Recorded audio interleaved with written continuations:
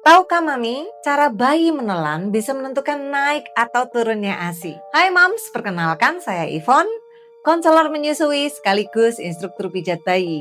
Saya paham banget rasanya. Mami sudah capek menyusui atau pumping, waktu mepet, berharap hasil ASINya banyak, tapi kok tetap sedikit ya? Atau bayi gampang tersedak, gampang lepas saat menyusu, atau cepat capek saat menyusu. Dan hal ini tanpa sadar akan bikin kondisi mami lelah, cemas, sedih, bahkan merasa gagal. Padahal Mams, hal ini sering banget terjadi. Jadi gini Mams, proses menyusui itu ternyata kompleks banget. Ada dua hal penting yang terjadi di dalam mulut bayi saat menyusu, yaitu feeding dan swallowing. Feeding itu proses di mulut bayi. Dengan kata lain, bayinya menghisap, ngumpulin ASI, lalu didorong ke belakang mulutnya. Sedangkan proses swallowing itu lebih lengkap. Dari masuk mulut, turun lewat tenggorokan sampai ke lambung. Dan kerennya lagi, bayi harus lakukan itu semua sambil bernafas. Kebayang nggak Mams? Untuk satu kali menelan aja, bayi harus koordinasi 25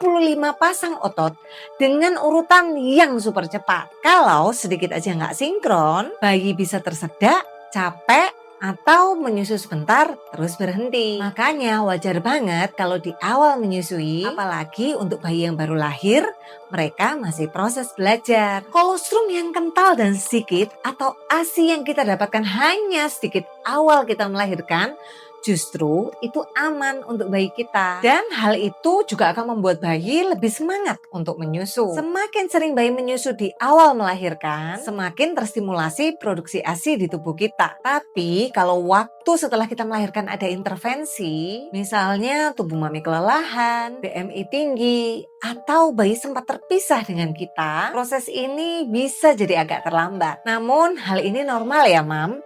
Bukan berarti ASI kita kurang atau kita gagal menghasilkan ASI. Nah, jika mami masih bingung atau mengalami kendala dalam perjalanan mengasihi mami, segera konsul dengan tim saya untuk mendapatkan penanganan yang tepat bagaimana mami dapat sukses ASI hingga 2 tahun.